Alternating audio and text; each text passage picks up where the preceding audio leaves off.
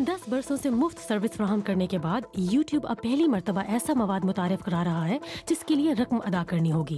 YouTube red نامی یہ service ابتدائی طور پر صرف امریکہ میں دستیاب ہوگی اور اس کی ماہانہ فی تقریباً $10 ہوگی۔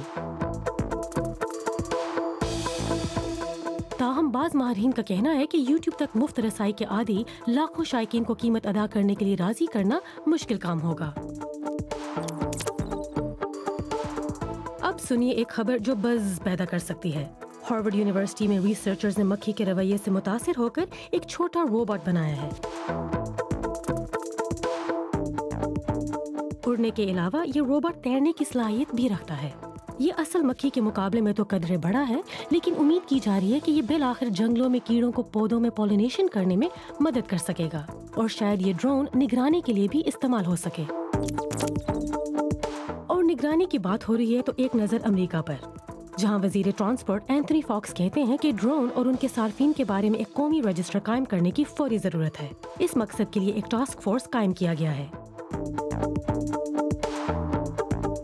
یہ اقدام ایسے کئی واقعات کے بعد کیا جا رہا ہے جن میں ڈرونز نے ایمرجنسی سروسز اور پروازوں میں رکاوٹ پیدا کی۔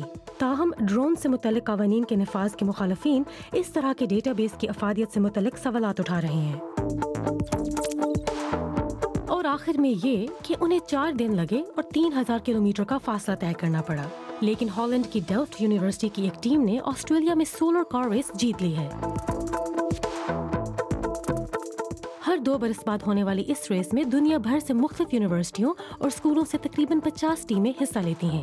دی ورلڈ سولر چیلنج شمسی توانائی سے چلنے والی گاڑیوں پر تحقیق کو فروغ دیتا ہے، اور آسٹریلیا کی تپش میں ریس کے بعد ڈچ ٹیم کی ایک ٹھنڈی ڈبکی تو بنتی ہے۔